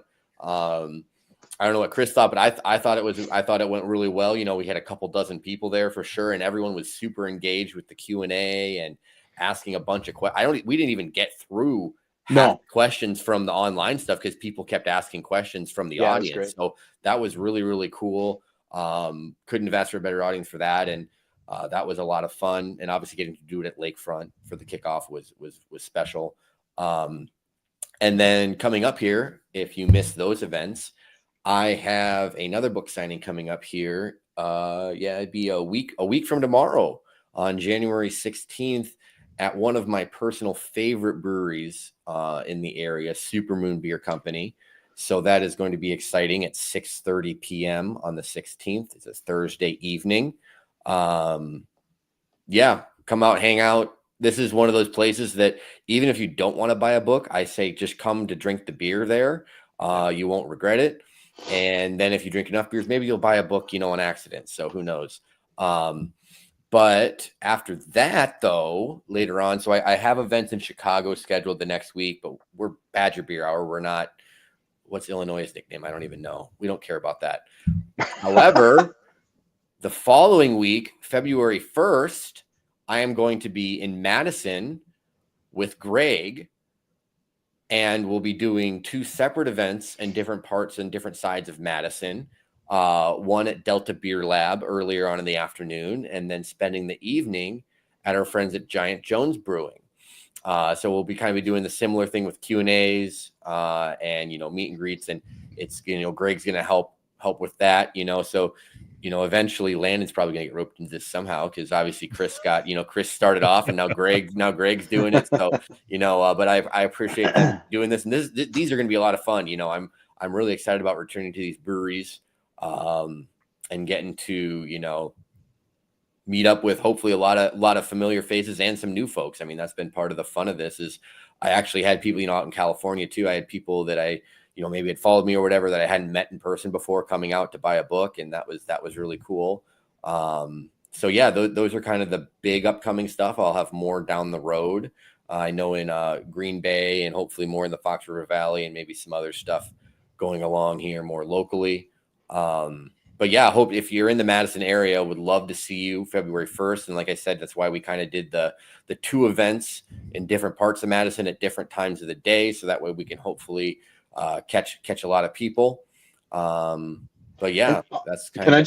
Can I just say something, Joel? Yeah. Like I think, these events are like, if you're listening to this, you like talking about beer and hearing about beer. And I think the great thing about this book is Joel has just such this voluminous knowledge of so many different breweries, but it's also about like how to do breweries, like how to visit a brewery, what to ask, and what to like the questions to ask, what to look for. Like, are you in a good brewery or not? I think all that stuff is in the book, and yeah. You'll be talking about that kind of stuff too, or with and it's just, and like I said, and it's just fun to come out and talk, because again, I love talking about this stuff. Even if you don't end up buying a book, just talking about it with I enjoy this. Obviously, I'm very passionate about this topic and getting to share my experiences with people. So it's going to be a lot of fun. I mean, even whether it's a more laid back event or whether we're doing like a true Q&A like we are hopefully doing again in Madison, it's a lot of fun. Getting to chat with folks. And yeah, so hopefully we'll see some of the listeners there, and again, this will also be the first time me and Greg actually meet in person, believe it or not. Holy crap! Yeah, so that is a true milestone, for us as well. And we're going to be together for the full day, so we better like each other. If you come out, and meet Joel, you'll discover that he's not actually as pale as he looks right now. Yeah, the lighting in the house is, although I'm pretty, I wouldn't give him any promises. Yeah, let's not get them too excited. He's not the undead member of our team. Yeah, let's not get him too excited though, Chris. Sorry, dude. No, I'm. Hey, they're with you, man. It's the last show. We're getting squirrely. Yeah, getting squirrely, man. All right. Chris, what's going on? I don't know if I really got anything for this. I don't know. Nah. I mean, I'm just excited. I'm just excited about Badger Beer Report and getting going with that. I don't know if we want to talk about that at all, but I mean, that's where my attention is right now. This is your time to talk, so speak on it. Well, I mean, what we're doing is kind of unbundling. Think of this as all your different streaming services, all bundled into one plan that's called the Badger Beer Hour. Well, now instead of subscribing to one thing, you can subscribe to all these different little things that have, like, I love watching Severance, which is the Badger Beer Hour news. Well, I don't want to wait through the boring events or the interviews. So, oh God, he goes on and on, this guy. Or I just love the events, but the Drosner guy just whole first half of the show is just him blabbing about things, beer things. Well, this is all going to kind of like separate all those things out into, I think there'll be a lot more digestible chunks. We understand that, and there's a nice bit that we have of Badger Beer Hours, and I think that, it's hard to keep anybody's attention for this long. And if you have been listening this whole time, that's really impressive. Thank you. But you won't have to, starting when Badger Beer Report launches. And we'll still be in all the same channels that this show is in. It'll just be in a little bit faster, bite-sized pieces. I'm gonna try to like keep it tight. I'll believe it when I not see have it. a 6-minute news story about whatever it is, and give it to you a little bit faster, certainly more timely. Obviously, a lot of this stuff happened. I mean, well, it's been an interesting week plus, but so it's been timely here. But sometimes there's something that breaks right after our show, and we have to wait a month for it. And I do enough of that at work with the magazine. I don't really want to do that with the Badger Beer Report. So we're gonna. I think you'll see more timely reporting. Yep. Analysis that we kind of can't really do in the when we have to wait. The event segment and interview segments will still continue, but they'll be kind of on their own schedule, kind of spaced out over the month. So, more and better. Yeah. Sounds good. So I don't even know if y'all have seen this page yet. I created this page 3 days ago, but this is actually, as y'all can see, it's our podcast branding. And this is actually what I have as far as how it's going to look possibly, y'all. So as far as different ones that we'll have, as I said, I don't know. The guys can say it right here, but I don't know how many of them have seen this. I just started the thing. My point is that this is the structure of it, or the start of it. Since they haven't seen it, it's definitely subject to change, y'all. But it's definitely something. It's definitely the start of what the podcast will look like in the future. Yeah, and I kind of glossed over that aspect of it. Like, we will be in the podcast platforms with this content as well. So that's something that we are not, I believe, right now. So, you'll be able to listen to Landon's dulcet tones grooving his way through the event. That's the only reason I tune in. While you're walking the dog or whatever. So, yeah. Oh yeah. I think it's going to be a really good change for everybody. Much better than looking at my face. So we're going to look at your face now, because you're going to tell us what's going on before we have another announcement. Not as far as Taproom Traveler stuff is going. I'm hoping, because I am a dad of a 15-year-old that's in club volleyball that has to travel to Minneapolis often, that I'll finally get to visit some of those Minneapolis breweries that I've been wanting to do for, it seems like, 5 years now. So I'm going to be doing some little highlight videos on those, assuming that I actually get to visit them. I will be in Minneapolis early and often, but 15 and 16-year-olds keep you really busy. So that's what's going on. So I already know. Brewery report, Joel. What's that mean? Well, no, I just didn't see it on the list. What does that mean? Like, where you're including that. That's why I put it in the chat, because I figured that would just be something that you were going to tell me later. Oh, it's not on that list. Is that what you're saying? Yes. Yeah, that's what I was saying. Oh, yeah. And that's why I was like, this list is subject to change, y'all. Like he said, none of us had seen this yet, so. Right. But I just wanted to give a little bit more context to what Chris was saying about little pieces. Mm-hmm. Welcome to the editorial process. Obviously, everybody. a big piece of the little piece is going to be brewery report. And just so people know, because I did include this too, the rebrand has taken place on all the different platforms. Spotify, YouTube, Instagram. You can now find us as Badger Beer Report. If you were already following us, you don't have to go re-find us or anything on any of these platforms. But if you are a new listener and you want to make sure to follow along, you will be searching for Badger Beer Report now and not Badger Beer Hour. So that is just the one clarification. And I believe at some point, just so you are aware, if you are looking at these pictures of the logo, that may be changing here down the road. So if you see something different, just don't be surprised by that. Just make sure that you are following the right name. Well, I guess you could say. Yeah, should we show that, guys, or what? I forgot to ask y'all. That's not my call. No. It's above our my call. pay We're gonna do it right here, right now. Do y'all do it, approve man. or not? Yeah, I'm fine with that. Chris, you cool Here, with you the want me to remove- unfinished Badger It's Beer more. Report I would say logo? it's mostly Yeah, finished. it's pretty, Yeah, it's there's pretty some tweaks, but it's Yeah. pretty much, Yeah, we'll be good. All right. Okay, y'all. Cool. So hold on before we do all that, we have. Let's see. Can we? Jesus, this is what I want. All right. Let's see here. So a lot of things going on here, y'all. A lot of moving parts.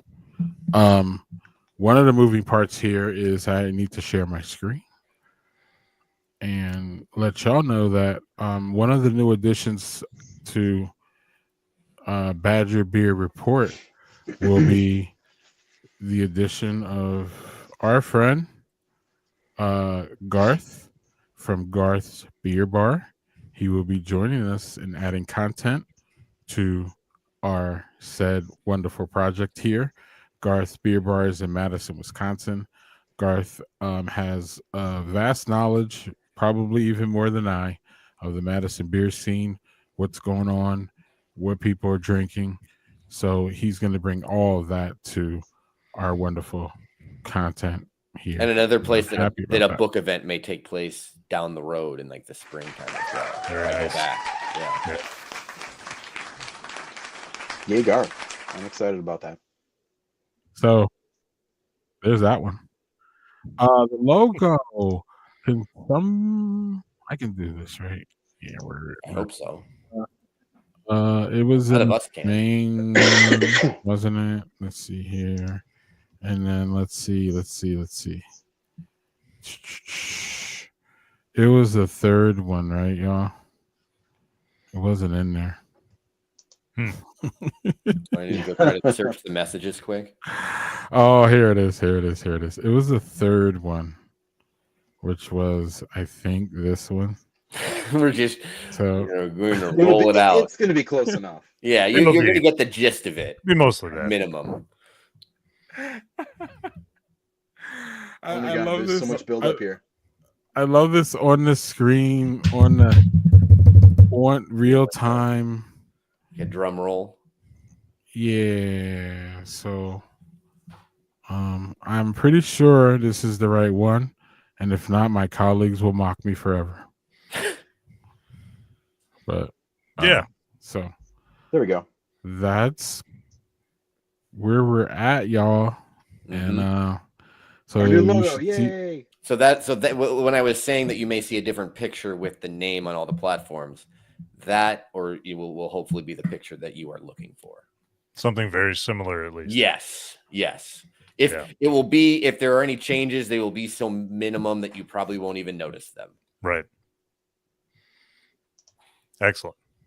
Boom. Looks great. Mhm. Yeah, and all of y'all's input helped, and so that's great. Shout out to our unnamed but very, very what's the word I'm looking for? Talented. Talented.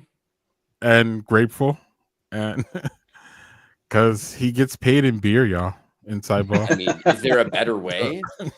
I, I mean, I've done a lot of was jobs just- for beer. Let's be honest. I mean, that's how Yeah. they came over in the Mayflowers. They got paid. Right. You know, a lot of those workers got paid by a gallon of beer or whatever. So that's kind of the OG.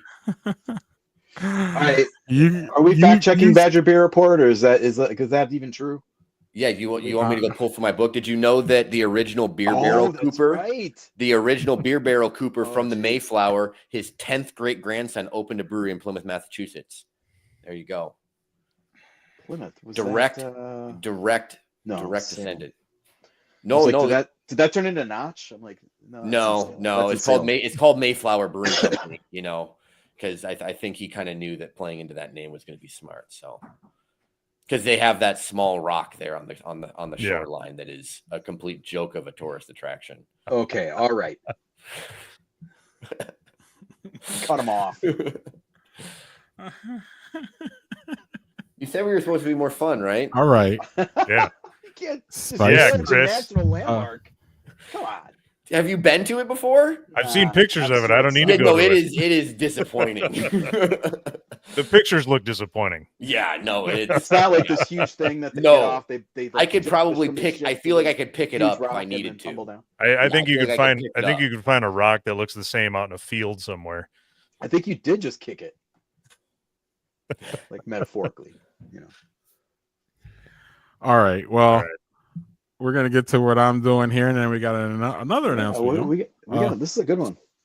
So, this one's happening on Friday on our Discord. We have Sarge from the Cryptic Cocktail Party. What is the Cryptic Cocktail Party?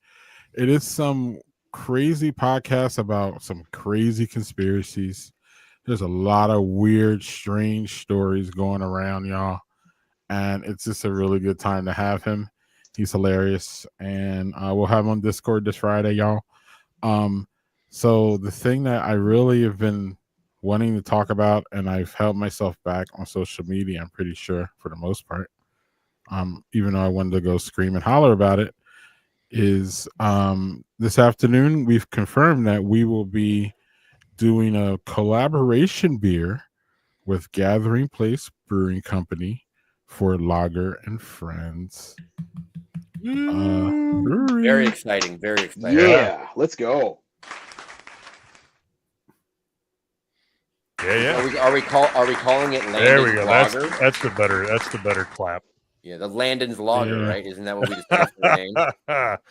Yeah. So the details are, y'all, we're collaborating with on a beer with Gathering Place Brewing Company for Lager and Friends. That at this point is the only time that this beer will be available. So I think it's going to open up. It's going to be brewed and put in kegs, no distribution, no cans. So you have to go to Lager and Friends. At this point, there might be other events, or it might show up at other places, like, you know, there are other breweries and brew pubs that they got. But at this point, you just can only get it at Lager and Friends. So when it opens up or expands, we'll let you know. So with that being said, y'all, real quick, the tickets are on sale right now.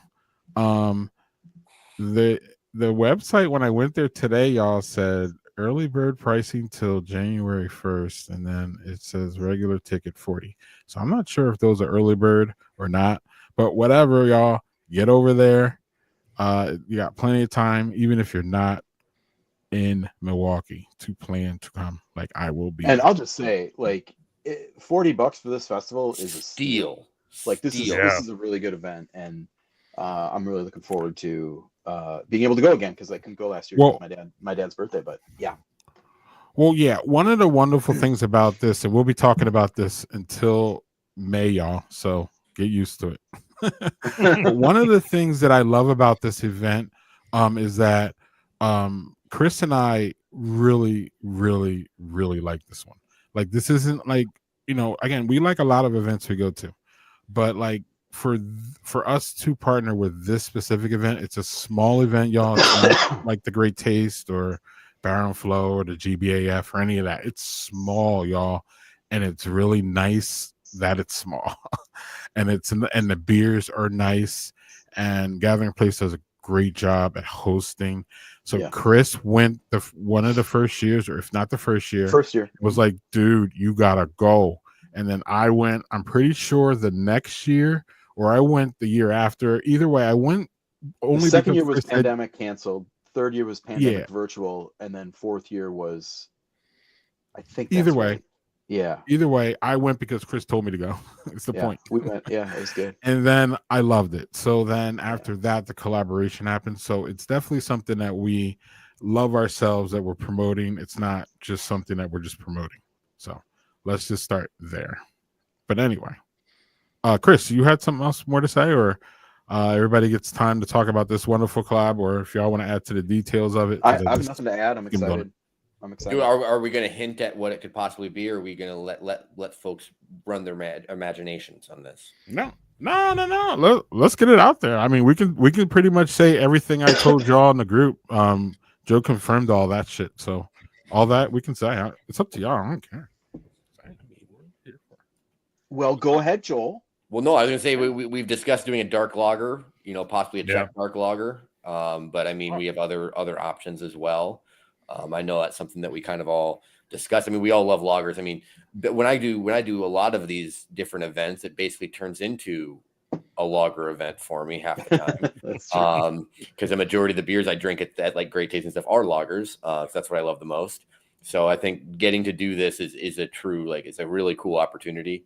And I feel like doing a dark lager for this event where, we're still kind of, we might be getting a little bit warmer, but, I feel like doing a dark lager is going to be a really good fit for it. And hopefully makes it stick out and should be a really, really fun project for us to work on in the coming. Absolutely.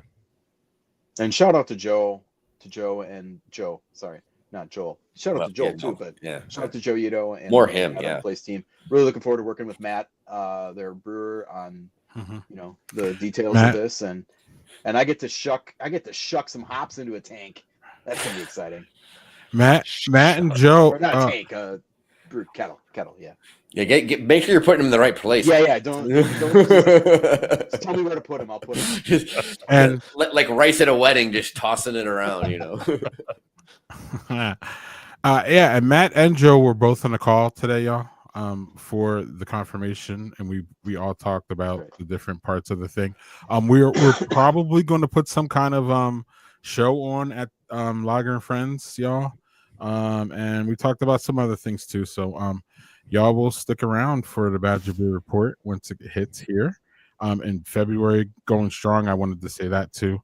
This is middle of January, y'all. So we're gonna crank up here, and we'll be hitting it hard in February. Expect the same interviews, expect the same everything, just spread out a little bit and a little different formats. Maybe the same format. We still have yet to talk. Might see us live here. But it won't be in the format. So how about a metaphor? Badger Beer Report is a 6-pack of single serving beers instead of a growler. Instead of like chugging like a sixtel of like Imperial Stout all in. A keg stand. What do we got? 158. We're gonna get under 2 hours, I think, but it's gonna be tight. Yep. Maybe. Here we are. Get your finger ready, Greg. Here we are. We're gonna blow it. Absolutely. Well, on that note, we're going to sign off here, and we're going to thank everybody who has helped us. We're going to thank all of our guests. We're going to thank all of our people who shared, liked, watched throughout the whole 4 years. Yeah, we're not going away. We'll be here. Stay on these channels that you're on. If you're on Chris's Twitter, wherever y'all catch us, y'all will be able to catch us. How about that? And on that note, y'all, we'll see you again soon. Yeah, and an era ends here, and when I hit this thing, why can't I hit this thing? We got like a thing.